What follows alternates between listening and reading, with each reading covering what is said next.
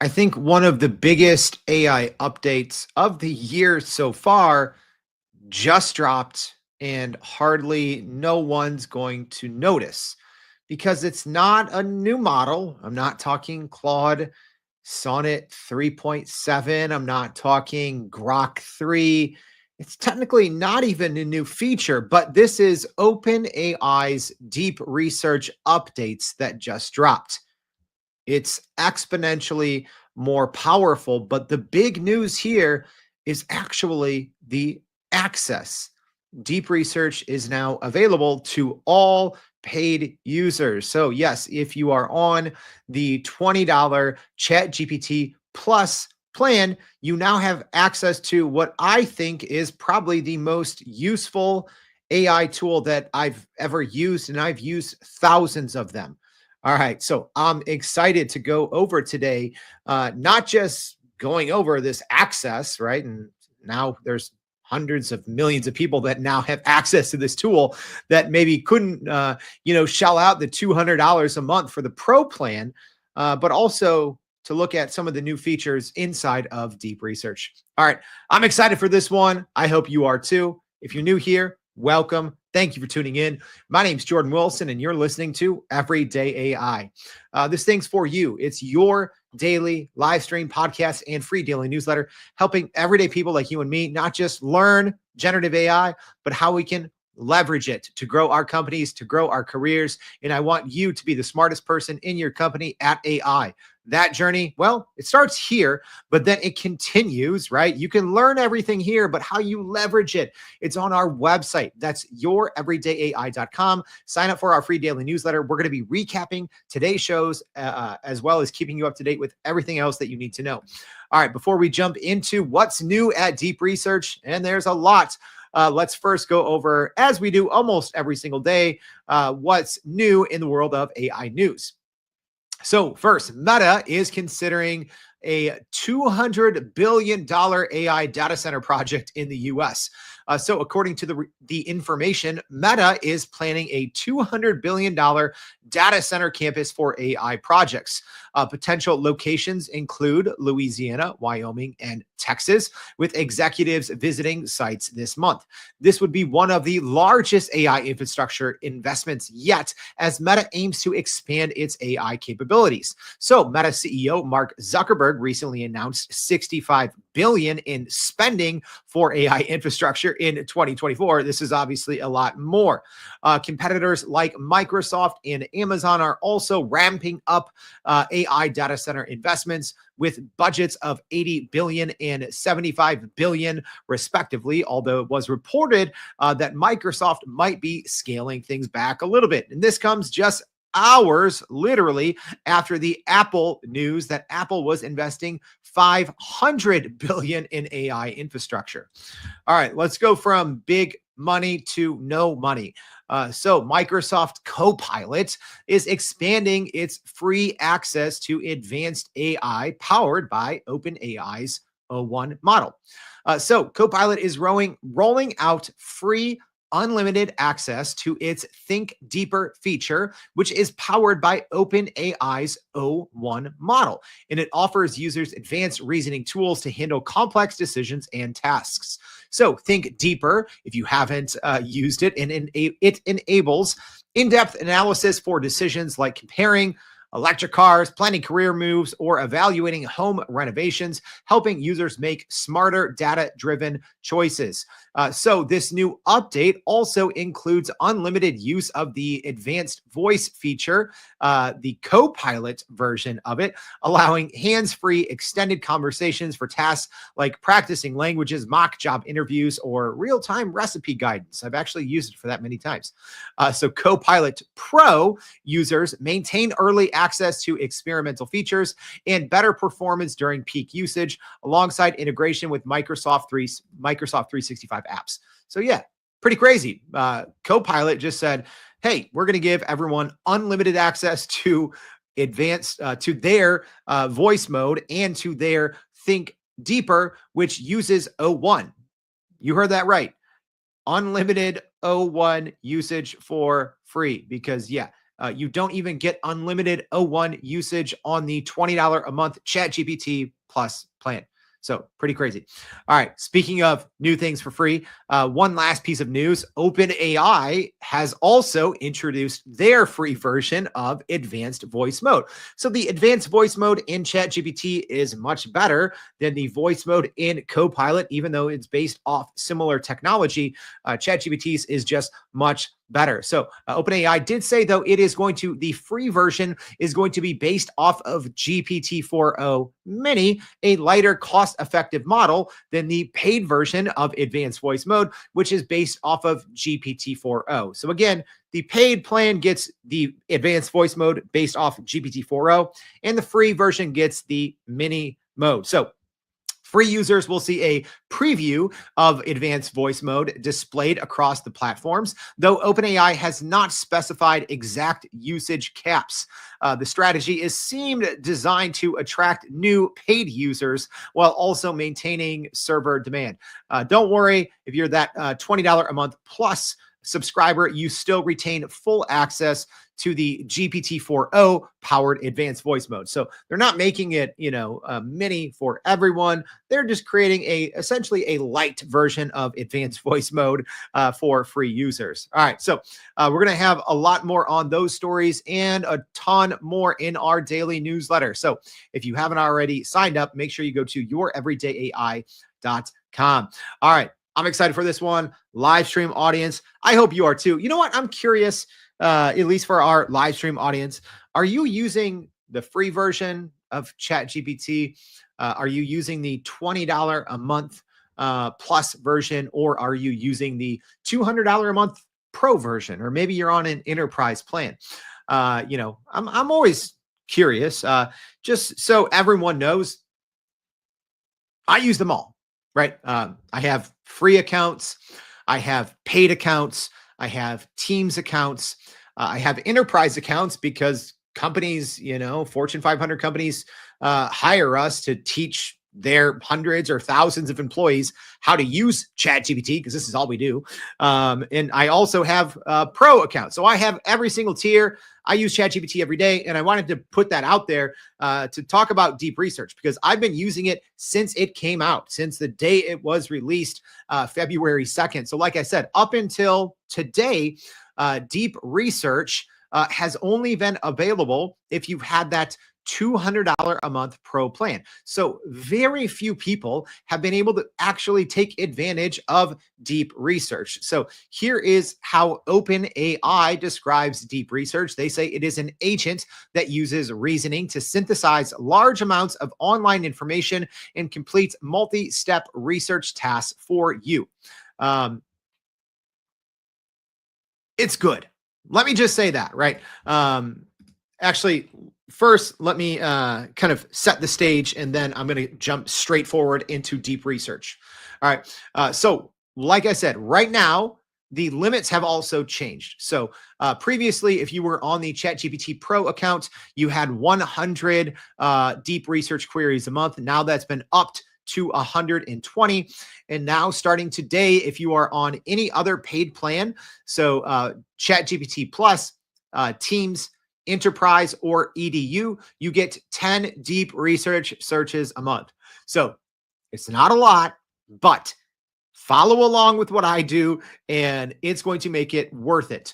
And soon, CEO Sam Altman, OpenAI CEO Sam Altman has said that free users will get 2 a month. That has not rolled out yet, but plus Teams, Enterprise, and EDU, you now have access to, by far, it's technically even the most powerful model in the world. Because as far as I know, O3, what this is based off of, has not been benchmarked. So we've seen O3 Mini and O3 Mini High benchmarked from OpenAI, and this is their advanced reasoning model that came after O1, right? So we went O1, O1 Pro, skipped O2 because of some copyright reasons, and now we're at O3 Mini.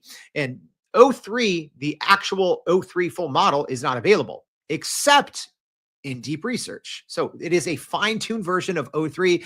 It is mind-bogglingly good. So we're going to do this one a little different. Live stream audience, I need your help, please.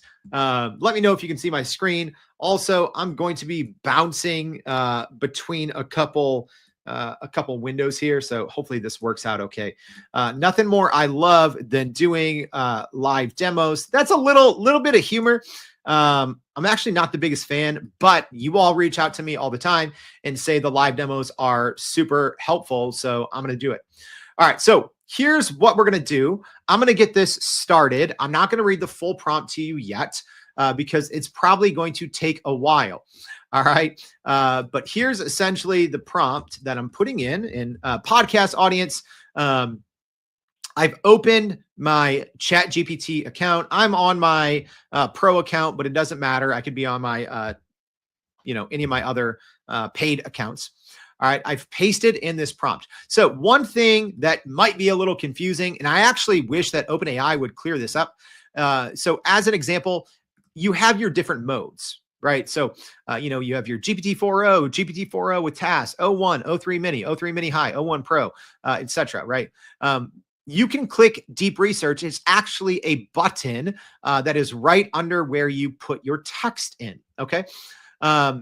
Which is a little confusing because when you click the deep research button, it still shows up as whatever model you're using. So as an example, I can be an O1 Pro and I can click that deep research. That doesn't mean it's using O1 Pro. So it's a little confusing, but essentially once you click that deep research button, it should be down there by the search button. So look for the little telescope, right? And if you don't have it yet, try logging out of your account, logging back in. And it should pop up there. But essentially, once you click that deep research icon, it's going to override whatever, model or mode that you chose in the model selector. So this is the only instance that does this inside of ChatGPT. It's a little confusing if I'm being honest. All right, so here's what I'm going to do in this long prompt, and I'm going to show you some of the things that I'm doing. Okay, so I've exported a ton of data here out of Google Search Console. Let's see how many. Okay, so I have about 6,000 cells here of data in spreadsheet 1, and then I have a spreadsheet 2 here. Let's see how many rows of data. It's probably roughly the same. Let's see, 8,000 rows. So I have just under 15,000 rows of data. So all this data is, well, it's a lot. So this is for our website, youreverydayai.com. This is our Google Search Console data. So I've been doing SEO on and off. I mean, technically, I've been doing it for like 25 years. I've been getting paid to do SEO in some way, shape, or form for more than 15 years. So I'm a dork. I spent a lot of time in Google Search Console. And this is one of the reasons why I want to do this in deep research. So what I want you to think of as you're staring at all of these numbers on the screen, if you're joining us live, think about tasks that you do all day that require a lot of research. For me, I do a lot of research on what type of content that I'm going to cover, right? So all of our podcasts, right? We put the transcripts on our website. We put the YouTube video. We actually put the podcast itself. So you can go to our website. Literally, it's for free. You can go listen to 500 episodes. Read our write-ups, look at the transcripts, watch the video. It's all on the website. So essentially, we hope to attract a lot of search traffic by putting all of this information for free on the website. But I do spend a lot of time researching new content types that we should be covering based on a lot of things. So I still do a lot of old school manual research. Well, I did before deep research. So I say all that because I'm trying to invite you into my world. I'm always using some advanced Boolean searches to find different trends and all of these things that we should be things we should be covering more, things you all care about. We take requests in our newsletter. We do polls, say like, hey, what do you want us to cover? But I still do a lot of research. So this is an actual use case that I am refining to hopefully use a lot. So it does a couple of things.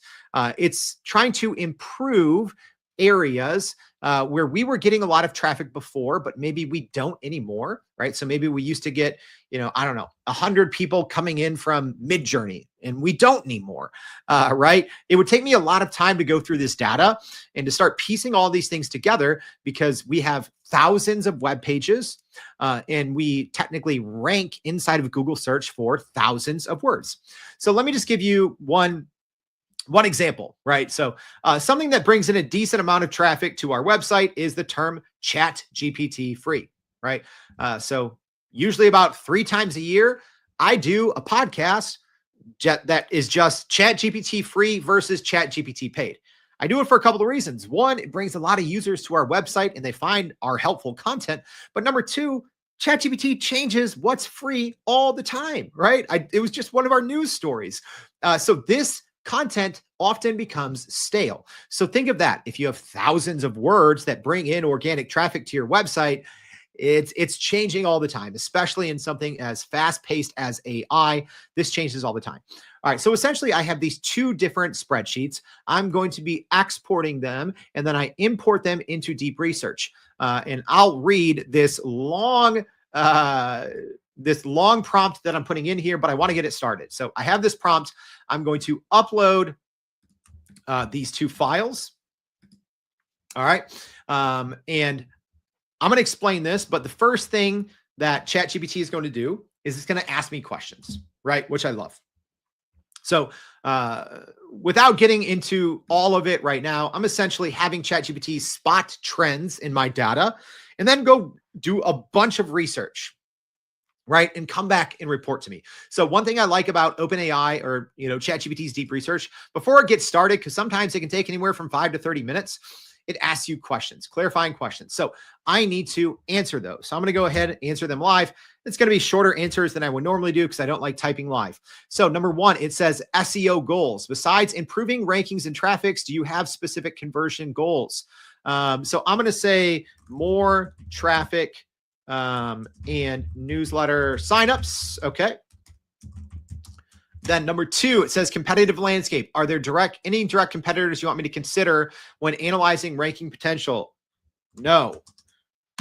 3, content focus. Are you prioritizing any particular AI related subtopics? For example, business AI applications, generative AI, AI tools, ethical AI.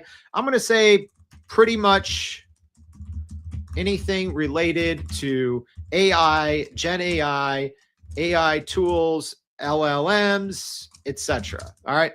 Then number 4, content types. Are you focused on long form blog posts, pillar pages, guides, videos, or other?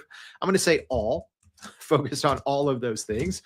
All right. And then number 5, it says keyword difficulty tolerance. Are you open to targeting high difficulty keywords with long-term potential, or do you prefer lower competition, quick wins? So I'm going to say a mixture of all.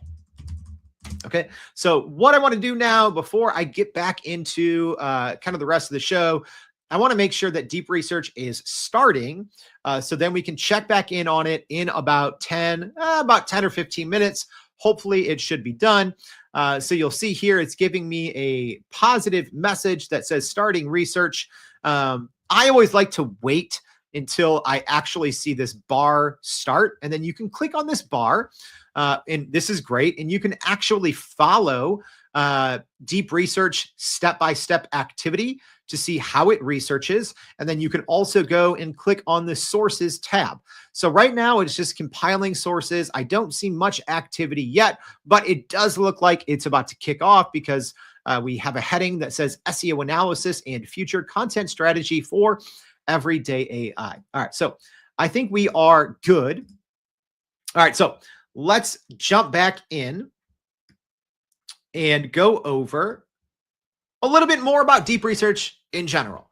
And let me answer the question that I don't know if any of you are thinking, but I'm just going to go ahead and answer it. OpenAI's version of deep research is the 90s Bulls. Unfriggin' stoppable, right? Yeah, there's some other teams, there's some other versions of deep research that have their pros, right? But OpenAI's version of deep research is the pro, period. right? So I've covered them all. And like I said, I have been using OpenAI's deep research since the day it came out. I've used it almost every single day since it came out, even on the weekends. It is very hard for me to do much of anything, if I'm being honest. You can imagine, as someone that covers AI every single day, the amount of research that I do, the amount of time that deep research has given me back. I cannot even begin to compute it. I would need literal GPU computes to compute how much time this has saved me. But I've covered all of them. I've given each and every one of these, except some of the newer ones, but I've given the main deep research tools their own dedicated show. So even if you want to listen, you can go listen to episode 425. Google's deep research was the first deep research tool, came out in December. You can go listen to 454 when I did a deep dive on OpenAI's deep research. All right. 464, I covered Perplexity deep research. And then the next day, I did a deep research throwdown, Perplexity versus Google versus OpenAI.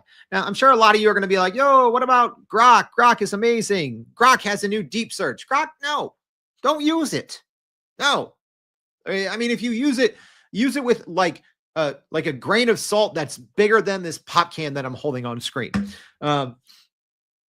Here's why.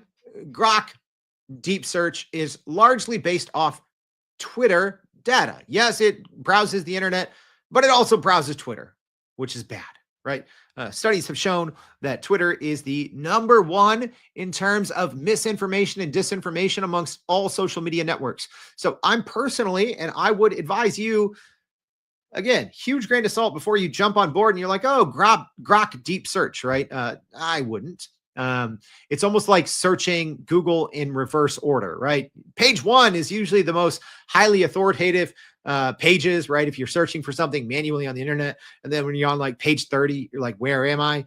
That's what it's like, I think, if you're using X or Twitter posts to search something for business. I don't know, unless you're trying to search something pop culture or a recent news event, I would not use Grok's deep search for anything, if I'm being honest. But what I'm trying to say here is OpenAI's is in a league of its own. All right. There's certain things, Google Gemini, deep research does great. There's certain things, Perplexity's deep research does great, but it makes up so much. OpenAI's deep research, I think, is the AI tool of the year. It's early 2025 so far, but the amount of time that it can save the average everyday person, mind-boggling. It really is, right? I think so many of us either, number one, don't realize how much time we do spend researching something, or number two, we really only scrape the surface because it is so time consuming to research things at the depth that we may want to. So instead of doing A-level research on a project that you need, or on an assignment that you're completing and you're spending a couple hours on, you just might not have the time to weed through 20, 30, 40, 50 different websites, make smart decisions between those searches, right? And think of it like, I think of deep research, OpenAI's version, like a fork down a road, right? You go up and you meet a fork in the road, but instead of it forking into 2, it's forking into 4, right? And that is when OpenAI's model, O3 model, makes a decision for you, right? So it doesn't just take this wide, cast a wide net, kind of like the Google deep research does. It makes very smart, informed decisions. It visits one page, it makes a smart decision and goes to another page. And sometimes somewhere along that tree, it will go in a different direction that maybe you or it thought it would originally go, because it acts like a smart human researcher. It's fantastic.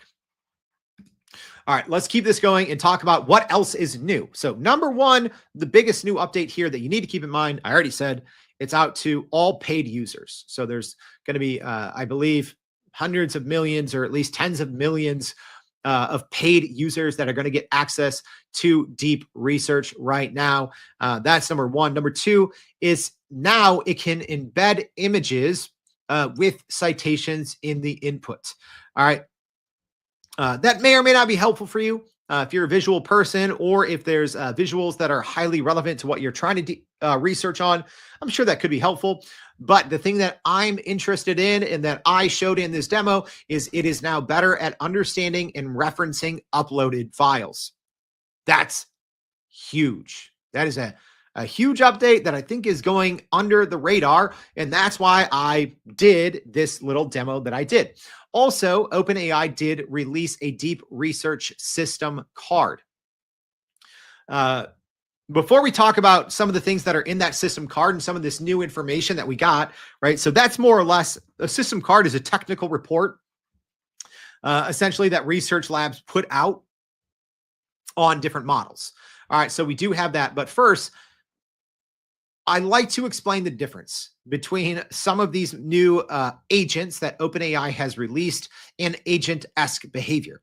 All right, so OpenAI has released tasks. So that is when you can schedule schedule ChatGPT, specifically GPT-4o, to go do anything semi-autonomously, right? You schedule it, but then it does it. So you can have it do it every day, have it go do something at 9 a.m. You can't schedule deep research. You can't schedule operator, but in tasks, you can go have GPT-4o do anything that you want. Operator is an agent, okay? Operator will use an actual virtual computer. So that is a little different. Deep research is not using a virtual computer per se, and you can't have it, go log on to your, your email or your LinkedIn account or something like that, like you can with Operator. You can have Operator, you can take over the screen, you can log into certain things with your credentials, have it perform tasks for you. Deep research isn't like that. Deep research is literally something that's just going to do a bunch of research for you. All right. So a little bit more on how deep research functions. So, and a lot of this is from the model card. Some of this was already known. So it is based on O3. This is an early version of OpenAI's full O3 model, but it has been fine-tuned for web browsing capabilities. Multi-source analysis is the big thing. So it searches across the internet to gather, interpret, and analyze text, images, and PDFs, establishing connections between different information sources. Also, it has Python integration. So the system can write and execute Python code to perform calculations, analyze data sets, and generate data visualizations. That's huge because that's what I'm going to be showing you. Also, there's an advanced reasoning framework. So I talked about how in between each essentially web page it visits, it reasons, right? This is a reasoning model. This is not a transformer model. So it literally goes to a web page, it analyzes it, and it makes it a decision. Like, hey, where am I going to branch my research off next? So it essentially continues to accumulate knowledge. And depending on how good you are at prompting it, this is when prompting actually really matters, because it does have that advanced reasoning framework. Here's something that's pretty interesting that we just found out in the model scorecard. So it actually has a dual model architecture. Deep research utilizes a secondary O3 mini model to summarize complex chains of thought, making extensive reasoning processes more accessible to users. So, it has a fine-tuned version of O3 full, and then it has a secondary O3 mini model. So there's technically two different O3 models working on this deep research. It's wild. And then it is specialized training. So it is trained on purpose-built browsing data sets with reinforcement learning, where responses were graded by chain of thought models against ground truth answers. That's wild. It was trained against a data set of browsing and using reinforcement learning, but synthetic reinforcement learning, right? This is in the system. I'm reading this in the system card and I'm like, this is so meta. All right. I know it's OpenAI, but this is so meta. All right. So that's all the details. That's the technical details. So now let's jump back in live. We'll see how far along we are.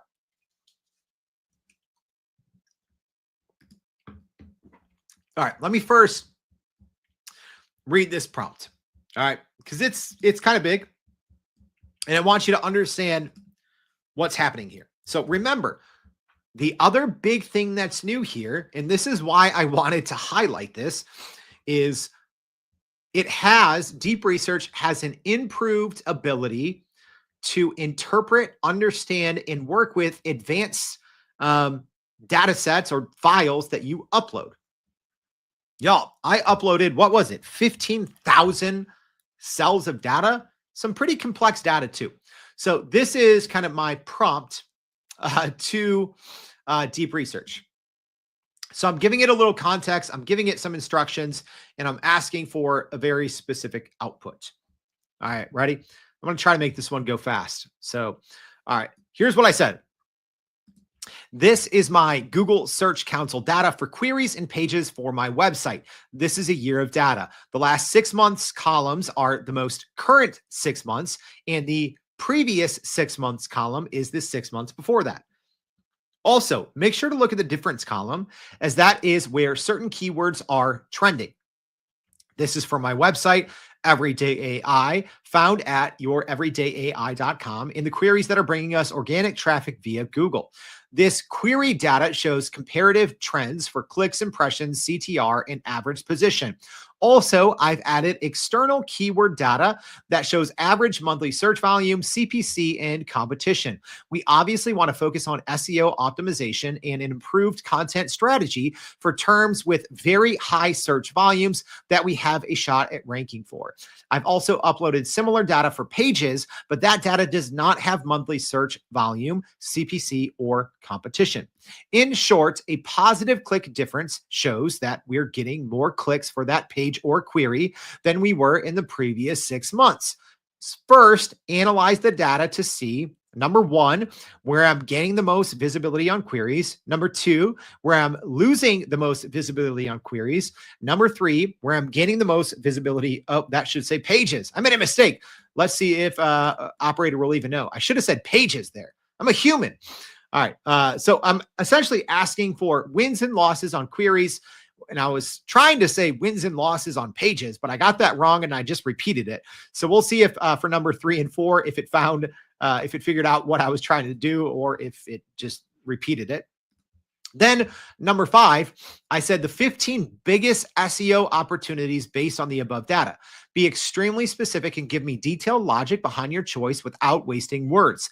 This should be either extremely accurate SEO optimization trends or content strategy gaps and opportunities based on high value opportunities. 6, future content plan below based on deep research findings. 4, number 6, future content plan. Please use deep research to find trending topics, AI-related topics in 2025 that may be aligned with my current content or content gaps based on your analysis of my files. Focus on huge areas of opportunities that I may be missing in our SEO content coverage. Make sure these are timely and areas that I'm likely able to rank for if I create compelling content based on trends and opportunities.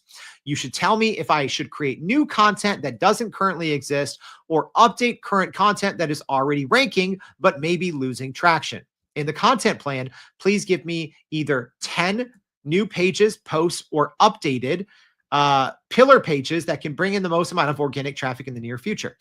Each one should be pinpoint specific and based on specific trends and research. As an example, AI for business automation would be too general or vague and a bad example. Instead, a better example would be AI-powered deep research tools, how they'll change business automation. Yeah, now we're getting meta. Also, each of these 10 pages or posts should not only be pinpoint specific, but they should be extremely relevant to the research and trends from 2025. Also, you should outline and bullet point 5 to 10 subtopics or statements of facts to cover for each of these. Oh, I made another mistake. I should say each of these 10 pages or posts. It should say 10. I put 20. Already 2 mistakes that I did. None of these should be generic or vague in any way. They should be factually relevant, timely, and provide context to the 10-page post ideas. Be exhaustive in your research. Please act as a seasoned content strategist, making sure to research in both obvious needed, and yet unexpected places. Huh, that was a lot. All right. So I had to take a quick drink after that one, y'all. Are you guys following what I'm asking it to do here? This is, I would have to hire an SEO agency to do this, and they would not do this good of a job. I don't even know what OpenAI deep research is going to spit out here, but I'm already guessing it would do a better job than most humans would do. But I could be wrong. So let's go ahead and explore a little bit. And it looks like we're almost done. This kind of bar here, it says 15 sources. So let's kind of see what we can do. So it's compiling sources. So right here, it has my files that I uploaded. It looks like it went to Forbes. All right. And I can click that later. It should give me the exact page that it went to. Right now, it's just giving me the domain name. Then it went to sloanreview.mit. It went to news.microsoft. It went to exploding topics. That's great. That's a great website to look at. It just looks at different trends in different industries. So I probably should have, in all honesty, prompted it to go to exploding topics, but that just knows that deep research is super smart. It knows to go to exploding topics. It also went to Sapphire Ventures. It went to Gartner, and I'm sure it's going to go to a lot of other places. So I'm not going to read off this entire kind of summarized chain of thought, but in the same way, if you've used OpenAI's reasoner models, right? So you have your transformer family of models, you know, your GPT-4, GPT-4 Turbo, GPT-4o, right? GPT-4o Mini. Then you have your reasoner models, your O1 Pro, your O1, your O3 Mini, O3 Mini High, right? Alphabet soup, all these names that are not marketing, right? So in your reasoning models, you can usually see a summarized chain of thought. So the same thing in deep research. If you go on the right-hand side panel, all right, I would also just recommend always, anytime you're using deep research, don't have your sidebar open because it just gets super clunky. So just have your kind of middle main area open and then look over into the activity. And if you don't see it, right, all that means is look at the bottom and where that progress bar is, that's where you're going to want to click. And when it's done, you can still click there. Don't worry. Okay. So when you click there, then it gives you back that activity and sources bar. So let's just quickly look and hopefully we can see a little bit. So before it even gets started, it says, I'm examining everyday AI data to uncover key insights, analyzing shifts in queries and pages, uncovering top SEO changes, chances, and pinpointing AI trends for 2025. All right, so it says, I suspect time might be causing browser.search issue with user files. So it looks like there was some issues with the file, and it looks like it tried to use a different process to look at those files. So we'll see if it actually did. I did run this search once already. I went through, changed some things, improved the search for this second one. So hopefully it works here. If it doesn't, I will fall back to the one that I just ran like an hour or two ago, although I did want to do this whole thing live, but it did look like I might be running into an error. That's fine. Full disclosure, I've probably run at least 80 to 90 deep researches so far on OpenAI. I've only had one error out so far. So just by math, that's like a 1 point something error rate. Go figure if my second error ever would be on one of these instances that I'm doing live, but such is life. All right, so it says, I'm weighing the pros and cons of opening the everyday AI page trends and query trends CSV files directly with Python or through a browser, considering the potential for better content display in the browser. So interesting. It looks like for whatever reason, it is having some issues opening up the files. Like I said, I did do a very similar version of this query previously, and it did fine. All right, so it looks like hopefully it did read it. So I'm reading through kind of the activity summary here. So it looks like it did read it. All right. So it read one file, it read the second one. Then it says, I'm analyzing keyword trends and their impact on rankings, impressions, and click-through rates. Then it says, okay, so I know it did read the files because it says I'm digging into a certain term, right? So the term ChatGPT free has 2.7 million monthly search volumes, right? That's huge. And it's also showing an impression difference from a 6-month period to another 6-month period. So remember, I essentially uploaded 1 year of data to deep research here. It's the last 6 months versus the previous 6 months, right? And there's thousands of terms, and there's also this data. So you can see it's comparing the data. So, one example, let's just see if I can get an actual good example here for y'all. Just so you can kind of see what we're working with. Okay. I think this one is a good example. Just the ChatGPT free, right? So just as an example, in the last 6 months, there's been 1,062 clicks for that exact term, ChatGPT free, right? And there's like 50 different terms that sound just like that, right? So chat space GPT free, right? People type in Chad GPT and chat GBT, right? So it's just the term chat GPT, one word, free. I had 1,062 clicks. And then the previous 6 months, there was 258 clicks. So, it's looking at the difference. So, as an example, if a human were going to look at this, they would say, oh, okay, well, we probably did better, or you were receiving more traffic for ChatGPT free. It could be because more people are searching for it in the last 6 months versus the previous 6 months. And then to confirm that, you would probably look at the position and the impression. So, as an example, the average position was 15.6. So in the middle of page 2, for the previous 6 months, and for the most recent 6 months, the position was 11. So essentially for that term, our website moved up to the cusp of, page 1 and page 2, which is a pretty good place to be for a term that has, 3 million people searching for it every single month. So you can see how something like that would be extremely valuable to someone like me, right? If you can show up on page 1 consistently, and people land on the page and they'll listen to the podcast or, sign up for the newsletter. Maybe that's exactly how you found us. I don't know. All right. So let's see. Hopefully we're about done here. All right. We might have stalled out, folks. We might have stalled out. Let's see. You can always click refresh. Oh, good. We didn't stall out. I just had to literally click refresh. It was done. Yeah. Sometimes the progress bar will fully update. Sometimes the progress bar just stalls. Okay. But what you can do is go down here. Okay. Not bad. So this, you might miss it. After your query is done in deep research, this can be easy to miss. You essentially need to go find this thing that says research completed.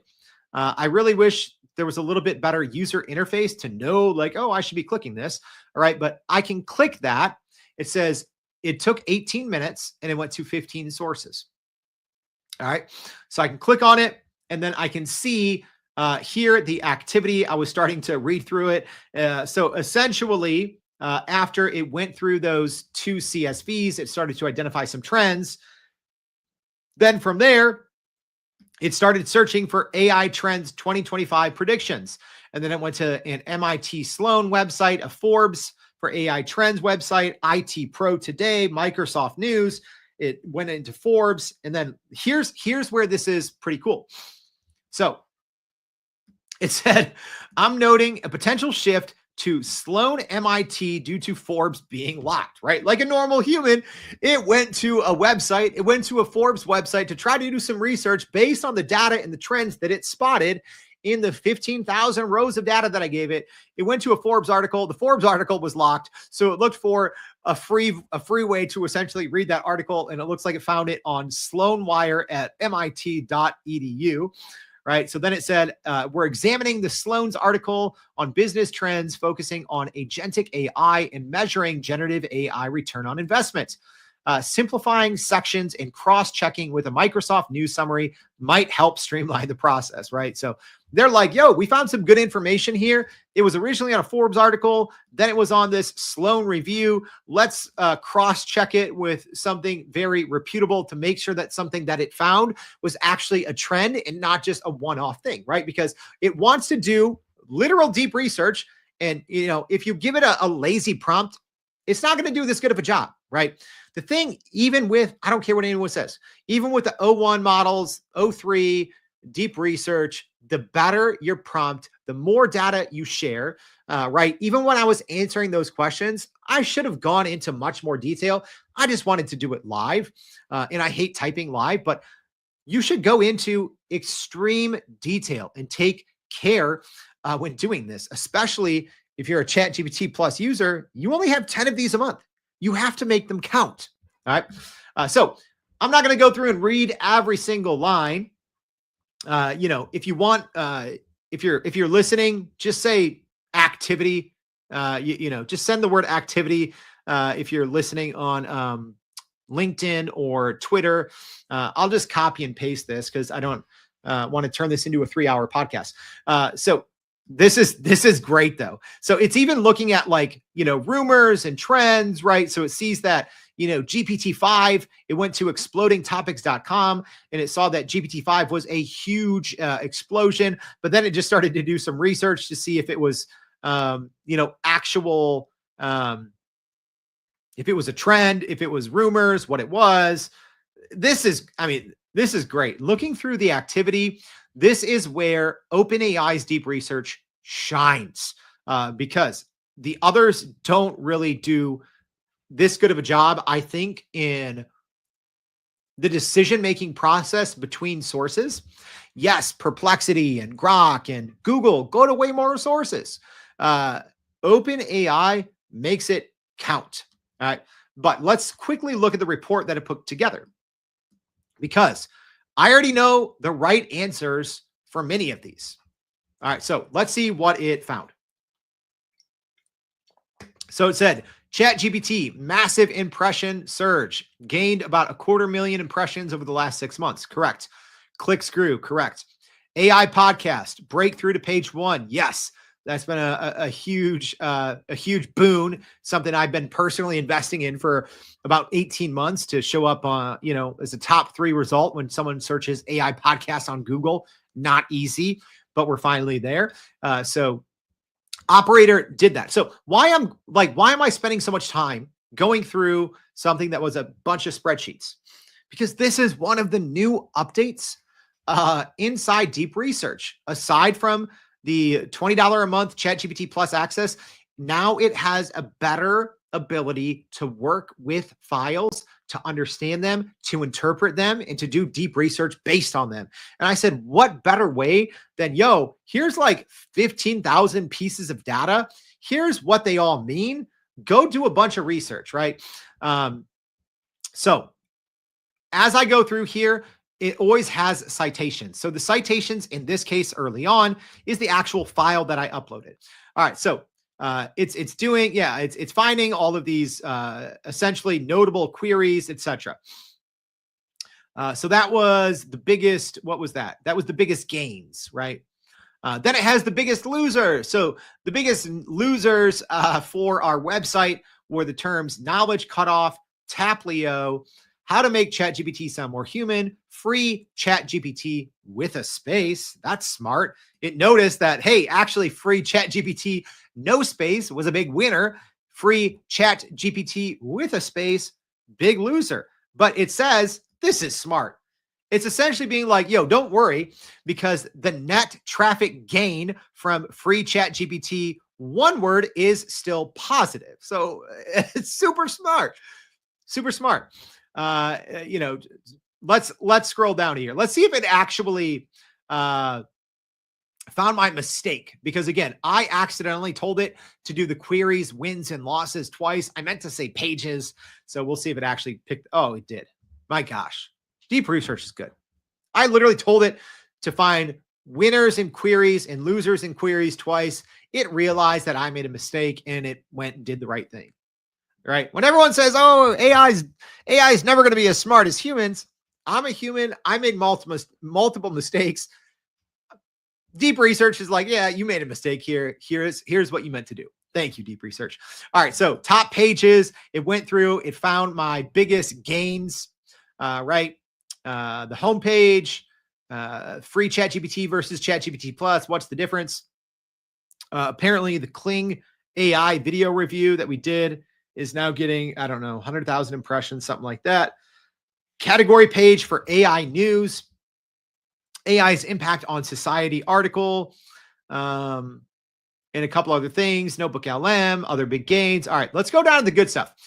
Here's our top page performance, biggest losers. This is what I wanted. 15 data-driven SEO opportunities. So it says, number one, leverage ChatGPT free versus paid dominance. Keep the content fresh. That's good. It's telling me make sure to keep that content fresh. It says boost that page, the site. Okay, so it's essentially saying that that page is hovering around position 11 to 17.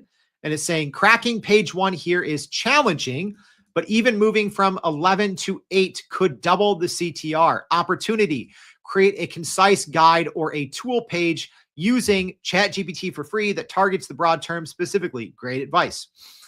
All right, optimize for AI newsletter and AI podcasts. Number 4, create a best AI newsletters list post. It's not a bad idea. A lot of people do that. Could work. Let's see, improve the click-through rate for ChatGPT Plus queries. Revive the ChatGPT sounds human. That's a good one, right? A good piece of advice there. So it says the query, how to make ChatGPT sound more human, clearly has user interest. It's essentially saying like, yo, you used to get a ton of clicks and impression for this. It fell off. You should probably update the tone in the article. Some great stuff here. What's interesting is I was going to see if ChatGPT in deep research was smart enough to go visit these actual pages. If I prompted it to, I'm sure it may. I specifically did not because I wanted to see if it would recognize if it should or not. It didn't, or at least it didn't list it in the sources. So, I guess, I don't know, maybe that's when we've reached AGI is when, it does all these tasks that you kind of secretly hope it would without telling it to. All right, let's just go down to the good stuff. So it went through, it gave me all my 15 very pinpoint specific SEO optimizations. Here's the thing that I really wanted to see how well it did. The actual research, right? It went through because people I don't think are using this deep research to its full advantage. They're using it as just like, really good Google. No. These new updates are extremely exciting because it can work better with your files. And when it picks up on nuances and kind of trends in files that you upload, it will go off on its own in research. So let's see if it actually did that. So again, everything that I just did so far, more or less, aside from reading the activity of deep research, everything else has just been kind of general. Okay, here's a large language model doing cool stuff. But now let's see how well it took that information, how well it pulled insights, pulled trends, pulled opportunities out of all of this data based on the pretty advanced query that I gave it. And did it actually go out and do deep research? And I asked a ton of it. Let's see. All right, I'm liking this so far. All right, so remember, I said, give me 10 timely content ideas. So presumably things, number one, I have not covered. Number two, it went out and researched these things. So it knows that there's appetite. It knows that there's search volume, and it knows it's something either I haven't covered very well or I haven't really covered at all. So this is good. The rise of autonomous AI agents in 2025. Number one, it gave me a why. right? I'm not going to read this for all of them. Let me go ahead and just do the first one. So so you can see the quality that it gave me. So number one, it says the rise of autonomous AI agents in 2025. It says to write a new long form article. Why? AI agents that can act autonomously are a hot trend heading into 2025. Both experts and big tech are touting agentic AI as a game changer. And then it sources two different articles. It says everyday AI can demystify this for readers. And then it gives me subtopics to cover. Oh, this is good. This is good, right? I could literally use this as an outline for my next podcast, and part of the research is already done for me. So here's the subtopics I should cover. What are AI agents? I need to define agentic AI, give examples. Next subpoint, hype versus reality. Discuss why agents are trending. Next subpoint, real use cases emerging. Talk about real use cases, and it gave me some and links to talk about those. Gave me survey stats. A UiPath survey showed that 68% of IT leaders plan to invest in agents within 6 months, and then I can go click that and read it. This is really good. Agents at work, co-pilots, and more. Explain how tools like Microsoft 365 Copilot act as agents executing tasks, summarizing email, scheduling meetings with minimal oversight. Then it gave me a link to that a Microsoft article on 6 AI trends. This is good. It says possibly include everyday AI podcast insights if you've discussed agents. Then it says next subpoint, risk and challenges. A balanced look at why some are skeptical, how to get started with AI agents, the road ahead, conclude with an expert outlook. 2025 is likely the year agents move from hype to initial real world adoption. And then it has different articles that it cited from Sapphire Ventures. And then it says predict that by year end, we might see at least one major success story from AI agents, such as claiming $1 billion in savings. What does that mean for everyday users? Summarize the potential. Then at the end, it says, by covering agentic AI in an accessible way, this piece aligns with everyday AI's mission to explain cutting edge trends for a general audience. It should be published as new content, then updated as agents evolve. This is so good. Yo, this is so good. I'm probably going to do that exact episode with those exact subtopics, right? Now, what I'm going to do is I'm going to take this outline here. Then what I'm going to do is I've done about 3 or 4, maybe 5 or 6 podcasts so far on agents. So I'm going to get all those transcripts. I'm going to upload those transcripts into Deep Research. I'm going to copy and paste this. I'm going to do a little bit of back and forth, and then I'm going to have it go play in my show, right? Fantastic. Fantastic way for me to, people are always like, Jordan, how big's your team? Right. Very lucky that you all listen to this podcast when I ramble on so long. But people are always like, how big is your team? Right. You must have, 50 people, right? I'm very lucky, that we're like a top 10 tech podcast on Spotify, and all the other tech podcasts, for the most part, they have huge teams.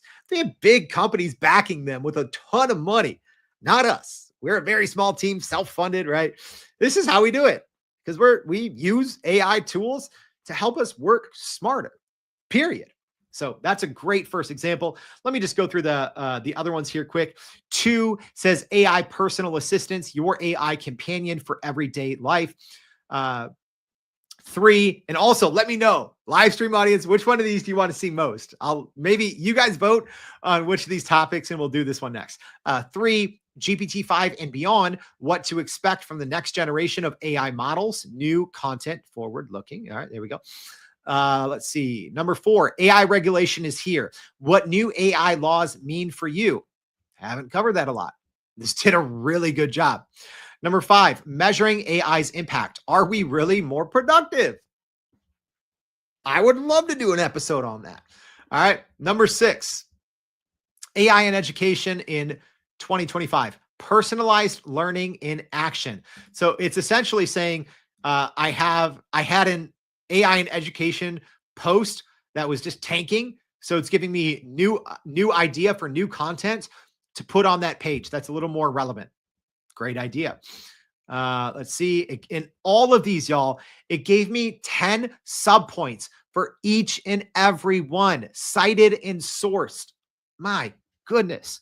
All right, let's keep going. 7, AI in marketing and sales 2025 playbook for professionals. So yeah, it looks like I had another page that was losing traffic that I didn't even know about. And then it's like, oh, here you go. Here's a good start on a podcast outline. Number 8, the new AI search experience, how to navigate AI powered search engines. Let's see. 9, AI for creatives, how AI is changing art, design, and music in 2025. I haven't covered a lot of art, design, or music in 2025. My gosh, Deep Research did a great job looking at that huge spreadsheet with all that data and then went out and did a bunch of deep research. And then number 10, AI for everyone, how AI is becoming more accessible. That's great. I haven't covered accessibility a ton. I think I've only done like two episodes out of like nearly 500 on accessibility. All right. My gosh, I'm exhausted. I thought this was going to be a quick episode. Granted, the deep research took a little longer than I would have liked, but my gosh, y'all. How impressive is that? Now, I want you to think about what you do right now and what you wish you could do. All right. Yeah, you can go try. Don't get me wrong. There's some good things about Google Deep Research. There's some good things about Perplexity Deep Research. I don't know. If you love Twitter, maybe you can find some utility in Grok's deep search. I personally can't. This changes work. It does. I gave you an example of how this is changing my work. I invited you into my position, into my shoes, right? Kind of, giving you some secrets on how we can plan great episodes, right? I've been doing these exact things just in other ways, using other AI tools, using, different AI search, right? Stringing a lot of tools together. This just makes it so much easier. But I want you to think about what you do. The time you waste searching, right? I've talked about it way too many times about how using the internet is this terrible black hole. It's too hard to use the internet. The internet is made to distract you. Think of how much time you waste on the internet, right? All of a sudden, whoops, you're on social media. Whoops, you're on, I don't know, ESPN, right? I'm calling myself out there, right? Using deep research, obviously, there's huge gains right off the bat by just being able to research way more, way better. But now take some of these new features that they just announced. So being able to have images in your responses, super helpful. But I think the biggest thing is just deep research's increased ability to better use and understand files, right? So think of my example. You have to have a mountain of data that you don't want to go through, find trends, and go research those trends. I'm guessing at least half of the audience, you probably have access to some data. In that data, there's probably trends. In those trends, there's probably research that should be done. Period. Go do what I just did, right? If you are a ChatGPT Plus user, you have 10 queries a month. Go use them wisely. Just use my example, apply it to exactly what you do. Or if you want to start off with something simpler, research industry trends, but go into great depth. First, type out everything you know, everything you want to know, questions you have, right? Use it as an actual thought partner.